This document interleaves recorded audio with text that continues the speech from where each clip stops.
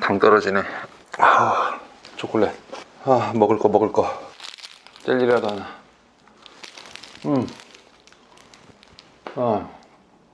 좀 잘 것 같다. 당이 떨어진다는 느낌 많이들 겪어보셨죠? 왠지 기운 없고 피곤하고 짜증나고 어떨 때는 머리가 어질어질하면서 심한 경우는 서 있다가 잠깐 의식을 잃기도 합니다. 이럴 때 우리는 당이 떨어졌다 라고 표현을 하고 단 음식을 찾게 되죠. 그런데 여러분들 가장 우선적으로 아셔야 될 게 그 상태가 절대 당 떨어진 혈당이 떨어진 상태하고는 상관이 없다는 겁니다. 여러분들의 혈당은 멀쩡하게 있는데 혈당이 떨어졌다라는 잘못된 진단을 하고 캐러멜 마키아토 라는 잘못된 처방을 하면서 멀쩡하게 있던 혈당을 올려버리는 문제를 만들죠. 그렇게 만들어낸 문제에는 비만이라는 결과가 뒤따릅니다. 실제로 몸에 혈당이 떨어졌을 때는요, 여러분들이 생각하는 그런 증상하고는 좀 다른 증상을 느낍니다. 피곤하다라는 증상을 넘어서는 심한 무력감을 느끼고 식은땀이 나면서 얼굴이 창백하게 변하기도 하고요, 맥이 빨리 뛰기도 합니다. 그러다가 심한 경우에는 의식을 잃고 그 상태로 오랫동안 방치가 된다면 자칫 사망할 수도 있는 게 저혈당입니다. 이런 심한 저혈당은 일반인들에게는 흔치 않고요. 보통 인슐린이나 당뇨약을 처방받고 드시는 경우에 몸이 안 좋다거나 식사를 잘 못하신다거나 아니면 처방된 당뇨약이 강하다거나 했을 때 혈당이 정상보다 과하게 떨어지는 일이 일어날 수 있죠. 그래서 여러분들이 그냥 평소에